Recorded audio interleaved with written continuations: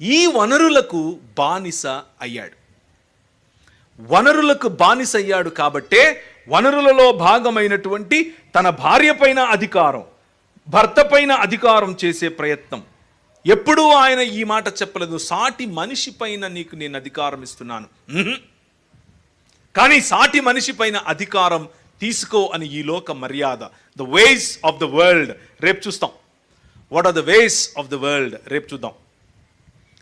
ఆ దానిలో కారణంగా మనం పెట్టుకున్న విగ్రహములు అనగానే ఆయన ఏదేదో వేరే మతం గురించి నేను మాట్లాడుతున్నాను అని అనుకుంటారు. No no no no no నేను మన గురించి క్రైస్తవ మతం గురించి మాట్లాడుతున్నాను. క్రైస్తవ మతంలో ఉన్న విగ్రహం, ప్రతి మానవాళిలో ఉన్న, ప్రతి సమాజములో ఉన్న విగ్రహములు, కులం అనే విగ్రహం, మతం అనే విగ్రహం, నీ గర్వం అనే విగ్రహం, నీ అందం అనే విగ్రహం, నీ చదువు అనే విగ్రహం, నీ పలుకుబడి అనే విగ్రహం, నీ ఆస్తి అనే విగ్రహం, నీ అంతస్తు అనే విగ్రహం.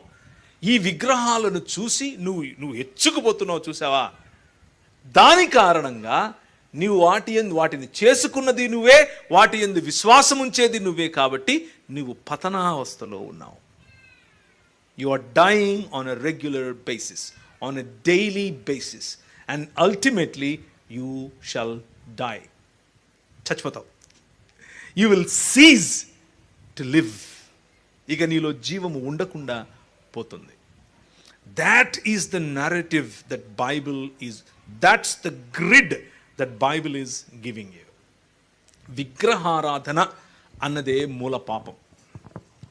దేవుని స్థానములో దేవుణ్ణి ఉంచకుండా, దేవుని స్థానము నుంచి దేవుణ్ణి తొలగించి వనరులకు అనగా సృష్టిలో భాగానికి, సృష్టికి ఆయన స్థానాన్ని ఇస్తే మనం సృష్టికి బానిసలం అవుతాం.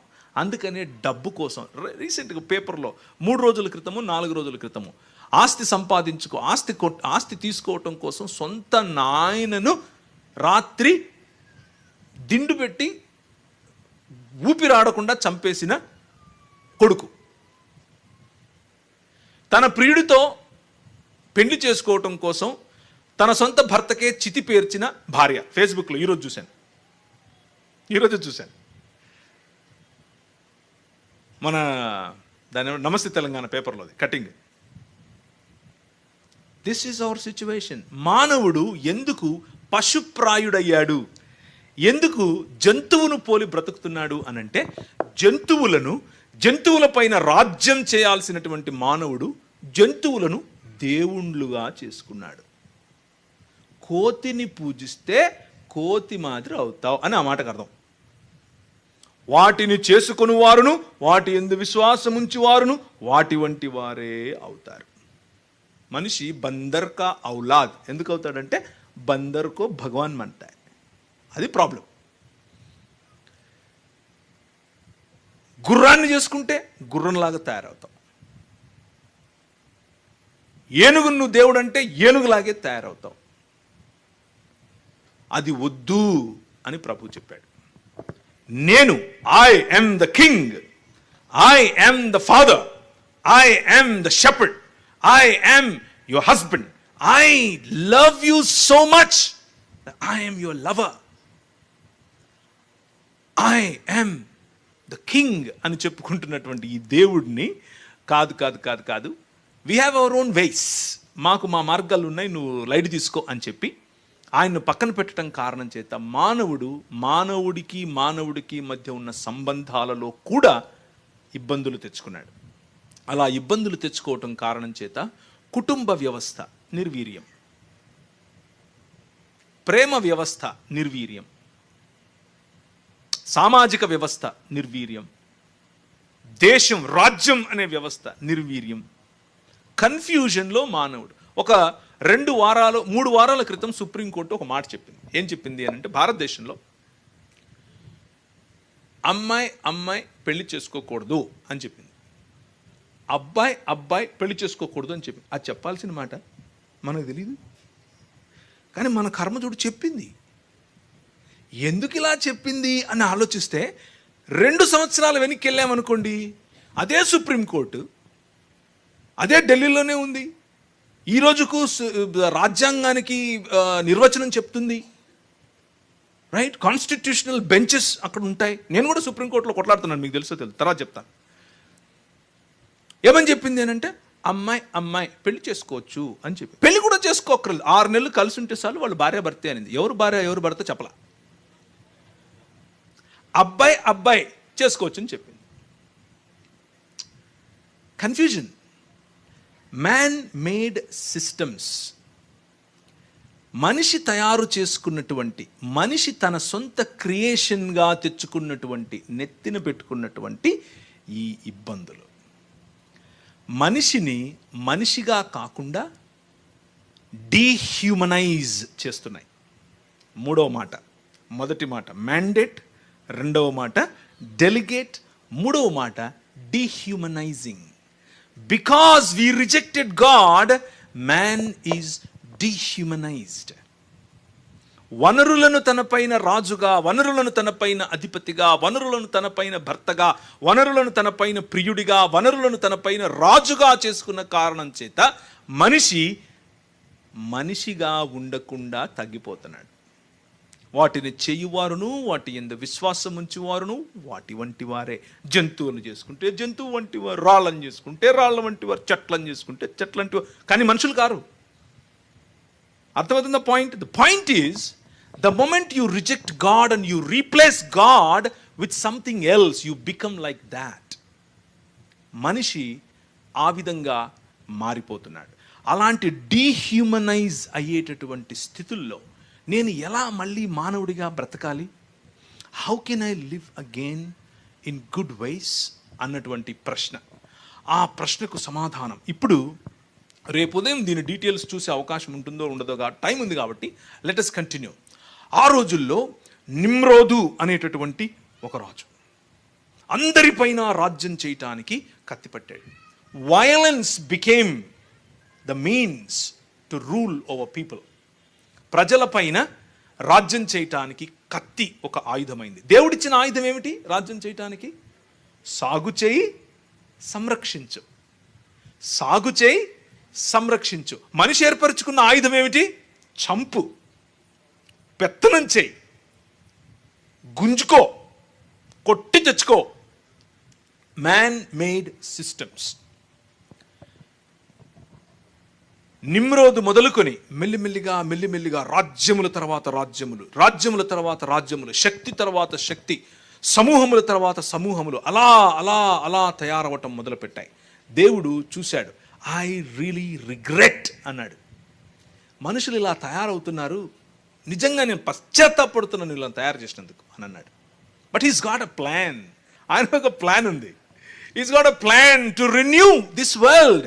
ఈ ప్రపంచాన్ని ఆయన పునరుత్థానం చెందించటానికి, మళ్ళీ కొత్తగా చేయటానికి, ఉజ్జీవింప చేయటానికి ఆయన దగ్గరకు ఒక ప్లాన్ ఉంది. So he chose one man. ఒక్క మనిషిని, తన కుటుంబాన్ని ఎన్నుకున్నాడు. ఆయన పేరే నోవహు. నోవహుతో చేసిన నిబంధన. So our God is faithful to the covenants that he makes. దేవుడు నిబంధనకు విశ్వాస్యత చూపించువాడు. రేపు దీని గురించి మనం మాట్లాడతాం. నిబంధనలకు విశ్వాస్యత చూపించు మన దేవుడు. ఆ నిబంధనలకు విశ్వాస్యత చూపించే దేవుడు తన నిబంధనను చేశాడు. ఒకసారి దేవుని వాక్యాన్ని తెరవండి. రేపు చూద్దాం నిబంధనల గురించి, కానీ ఈరోజు కొద్దిగా దానికి పైన అర్థం చేసుకోవటానికి మనం అర్థం చేసుకునే ప్రయత్నం చేద్దాం. సంఖ్యాకాండం 14వ అధ్యాయం 21వ వచనం. సంఖ్యాకాండము 14వ అధ్యాయం 21వ వచనము. అయితే నా జీవము తోడు భూమి అంతయు యెహోవా మహిమతో నిండుకొని ఉండును. This is the covenant that he has got with himself. ఆయన జీవము తోడు ప్రమాణం చేసి చెబుతున్నటువంటి, ఒట్టు పెట్టుకొని చెప్తున్నటువంటి మాట ఏంటనంటే, the glory of the Lord Yahweh will fill the entire earth. మతం ఏం చెప్తుంది అని అంటే, ఇదంతా వేస్ట్ బ్రదర్, మాయ బ్రదర్, ఇక్కడే వదిలేస్తాం, ఎక్కడికో పోతాం బ్రదర్ అని చెప్తుంది. దాన్నే నియోప్లెటనిజం అని అంటారు, లేకపోతే మ్యానికీయిజం అని అంటారు, లేకపోతే స్టోయిసిజం అని అంటారు. నియోప్లెటనిజం, మ్యానికీయిజం అండ్ స్టోయిసిజం, ఈ మూడు చొరబడ్డాయి క్రైస్తవ సంఘంలో. మతంగా క్రైస్తవ సంఘాన్ని, క్రైస్తవ మార్గాన్ని మార్చేశాయి. క్రైస్తవ మార్గ జీవన విధానాన్ని మతంగా మార్చినటువంటి, ఎక్కడికో వెళ్ళిపోవాలి అనేటటువంటి ఆలోచన. But the plan of God is not that. దేవుని ప్రణాళిక అది కాదు, దేవుని ఆలోచన అది కాదు. God wants to fill the earth with his glory. దేవుని మహిమ చేత భూమి అంతటిని నింపాలి అని అనుకుంటున్నాడు. కాల్చి ఇక్కడ పడేసి ఎక్కడికో పోవటానికి నింపడం ఎందుకు? That is not his plan. యెషయా గ్రంథం దేవుని మనసులో ఉన్న ప్లాన్ ఏమిటి అన్న విషయాన్ని మీ ముందు చెప్తాను. యెషయా గ్రంథం 45వ అధ్యాయం 18వ వచనం. యెషయా 45:18. ఆకాశములకు సృష్టికర్తయగు యెహోవా దేవుడు ఆయన భూమిని కలుగజేసి దాన్ని సిద్ధపరుస్తాడు, స్థిరపరుస్తాడు. నిరాకారముగా నుండునట్లు ఆయన దాన్ని సృజింపలేదు సుమా. నివాస స్థలమగునట్లుగా దాన్ని సృజించెను. దానిని శాశ్వత నివాస స్థలము, స్థిరపరచబడినటువంటి నివాస స్థలము. మన సంబంధాలు, మన చదువులు, మన టెక్నాలజీ, మన కుటుంబాలు, మన వ్యవస్థలు ఆయన రాజ్యము క్రిందికి వచ్చినప్పుడు శాశ్వత పునరుత్థానము చెందినటువంటి భూమి ఆకాశములుగా నూతన సృష్టి, నూతన ఆకాశము మరియు నూతన భూమి అనేటటువంటి ఒక సుందరమైన స్వప్నం. That is the plan of God. దేవుని ప్లాన్ అది. Not to escape this world and go somewhere. దీన్ని వదిలేసి ఎక్కడికో వెళ్ళిపోవటం అనేది కాదు. క్వశ్చన్స్ ఉంటే రేపు అడగండి. Okay, I get a lot of questions on this. Questions వస్తే రేపు అడగండి. I will be available for the questions. So the plan of God is, the master plan of God is to fill the earth with his glory. Habakkuk గ్రంథం 2వ అధ్యాయం 14వ వచనం. హబక్కూకు 2:14.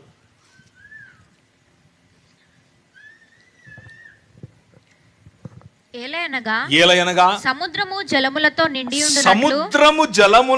నిండియుండునట్లు భూమి యెహోవా మహత్యమును గూర్చిన జ్ఞానముతో నిండును. That is the focus of a plan. ఆయన జరిగించాలి. ఇప్పుడు ఆ ప్లాన్, దేవుడు నువ్వు నాకు వద్దు అని చెప్పి దేవునికి అనగా భూమికి ఆకాశమునకు మధ్య ఒక అగాధమును, ఆకాశం అంటే పైన చూస్తే కనిపించే స్కై కాదు, that is not what it means. ఆకాశం, the place of God, the dwelling place of God, దేవుని నివాస స్థలం అని చెప్పొచ్చు. ప్లేస్ అనగానే మళ్ళీ ఆయనకు ప్లేస్ కావాలా అని అనుకుంటే ఆల్రెడీ డిస్క్లైమర్ చెప్పాను. For the lack of words I'm using that word. దేవుని నివాస స్థలము నిజానికి మనం, కానీ మనమేమన్నాం? నువ్వు మాకు వద్దన్నావు. సో భూమి ఆకాశముల మధ్య అనగా దేవుని నివాస స్థలమునకు మరియు భూమికి మధ్య అగాధం ఏర్పడింది. మానవుడు నువ్వు నాకొద్దు అని స్వతంత్రుడవ్వాలనుకుని, కానీ ఈ లోకానికి, ఈ లోక మర్యాదకు, పడద్రోయబడినటువంటి ఆలోచన విధానానికి బానిసైపోయాడు. బానిసైపోయిన మనిషిని దేవుడు విమోచించాలి, విడిపించాలి. విడిపించటానికి పూనుకున్న దేవుడు తన ప్రణాళిక, తన సంకల్పాన్ని, తన ఒరిజినల్ థాట్, తన original idea, which is to fill the earth with his glory, fill the earth with the knowledge of his existence. ఆయన ఉనికికి ఉన్నటువంటి జ్ఞానము చేత సముద్రంలో నీళ్లు ఇలా ఉంటాయో ఎప్పుడన్నా చూసారా? సముద్రం అంటే సముద్రం తట్టును నిలబడితే మీరు అలలు వస్తూ ఉంటాయి, అది చూస్తే మీకు కనబడదు. కొంచెం ఎత్తులోకి వెళ్ళి చూడండి, కనుచూపు మేర ఈ కొండ ఎంత ఎత్తుందో అంతకంటే ఎక్కువ లోతులోనికి నీళ్లు అలా స్థిరంగా ఉంటాయి. That's the vision. That's how God wants to fill the earth and human societies with him. ఆయన గుణలక్షణములతో ఈ ప్రపంచాన్ని ఆ విధంగా ఆయన నింపాలి అని అనుకుంటున్నాడు. మతం దానికి కరెక్ట్గా ఆపోజిట్గా ఇది వదిలేయాలి, ఎక్కడికో వెళ్ళాలి అని చెప్తుంది. ఆయన గుణలక్షణాలను నింపాలి అనుకున్నటువంటి ప్రభువు ఆయనను రిజెక్ట్ చేయటం ద్వారా ఆయన సన్నిధిని కోల్పోయిన మనిషి. వారిని విడిపించటం కోసం నూతన సృష్టి కార్యాన్ని మొదలుపెట్టాడు. నూతన సృష్టి కార్యం ఎవరితో మొదలైంది? నోవహుతో మొదలైంది. నోవహుతో ఆయనకున్నటువంటి ఈ ఆలోచన సందర్భం, ఈ ఆలోచన యొక్క పరిధిలో చేసిన నిబంధన, I'm not a God that destroys, I'm a God that rebuilds the things. నేను నశింపచేయను, నేను నాశనం చేయను, నీ ద్వారా క్రొత్త సృష్టిని నిర్మిస్తున్నాను, క్రొత్త సృష్టిని నిర్మిస్తున్నాను. నీవు, నీ కుటుంబం, ఈ జంతువుల్లోనూ, పక్షుల్లోనూ, పురుగుల్లోనూ, ప్రతి ఒక్క దాంట్లోనూ ఒక్కొక్క జత తీసుకో. And I will bring a progeny to fill the earth again with the people of God, to fill the earth again with the presence of God. దేవుని సన్నిధి, దేవుని ముఖకాంతి చేత నింపబడినటువంటి దేవుని ఇంటిని నేను కడుతున్నాను. నేను ఆయన ఇంటిని కడతాను, నేను నా నివాస స్థలాన్ని కడతాను అని చెప్పినటువంటి దేవుడు. సో నిమ్రోదు కాలములో ఉన్నటువంటి ఒక మహా సామ్రాజ్యం, ఒక గొప్ప బాబేలు గోపురమే కడదామని అనుకున్నారు.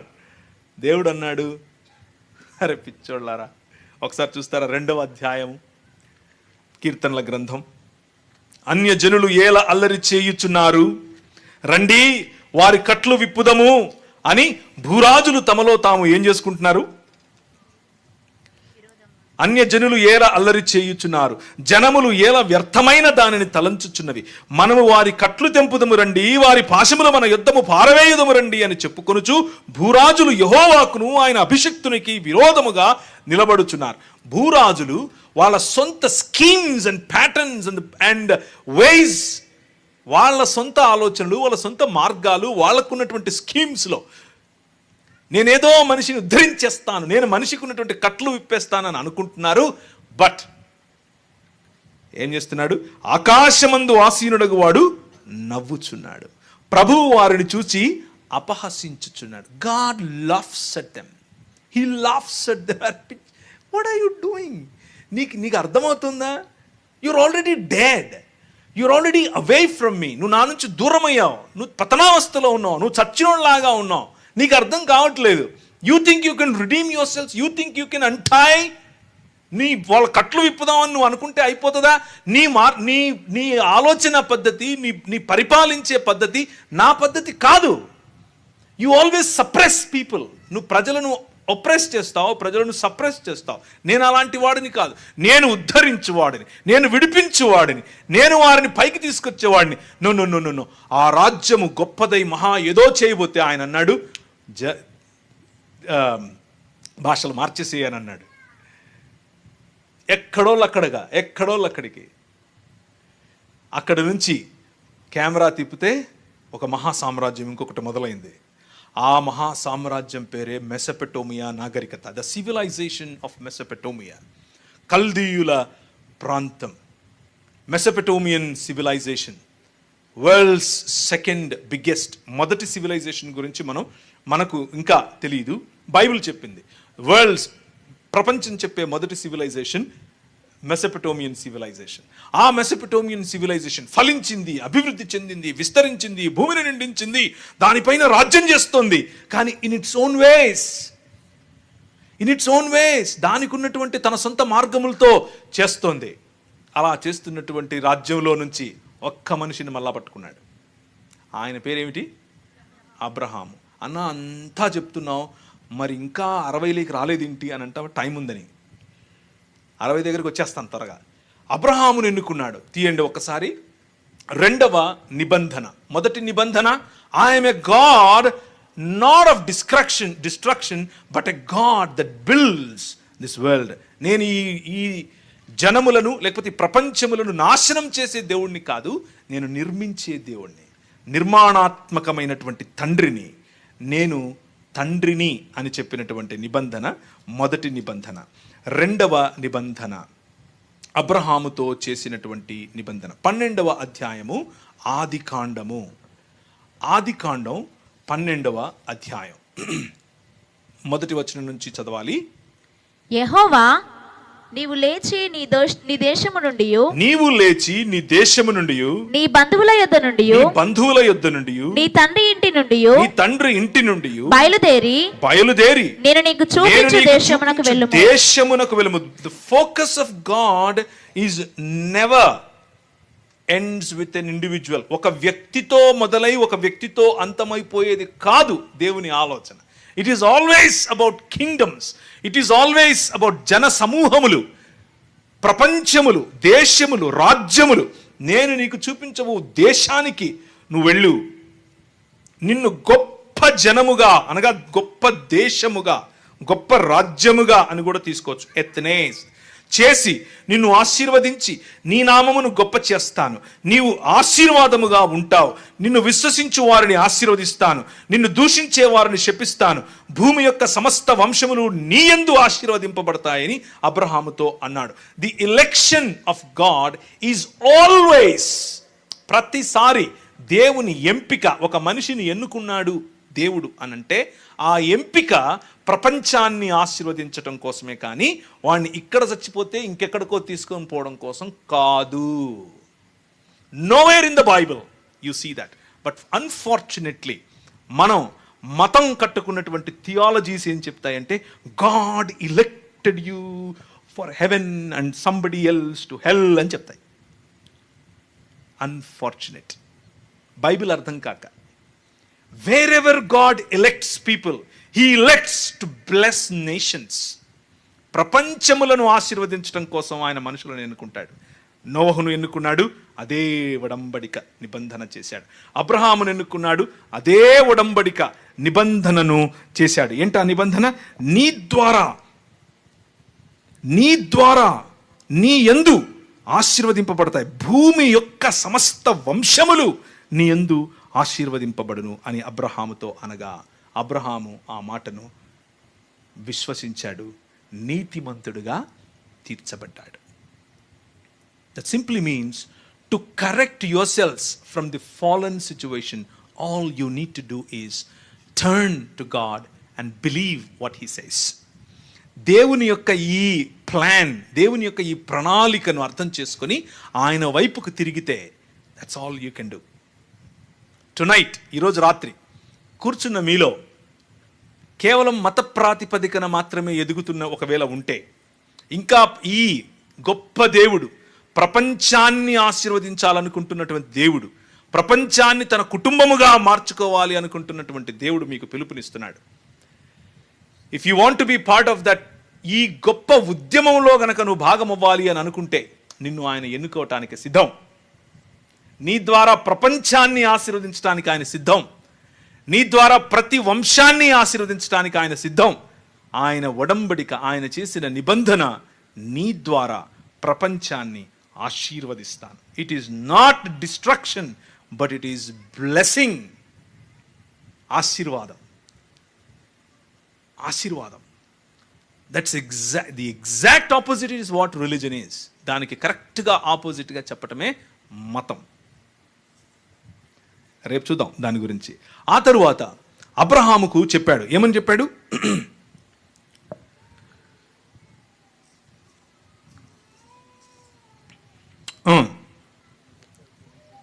యెహోవా అబ్రహాముకు ప్రత్యక్షమై 7వ వచనం, నీ సంతానమునికి దేశమిస్తాను అని చెప్పగా అతడు తనకు ప్రత్యక్షమైన యెహోవాకు ఒక బలిపీఠము కట్టెను. అక్కడ నుండి అతడు బయలుదేరి బేతేలునకు అక్కడికి వెళ్ళాడు. ఆ తర్వాత ఏమని చెప్పాడు దేవుడు? నీ పిల్లలను 400 పైచిలుకు సంవత్సరాలు నేను ఎక్కడ పెడతాను?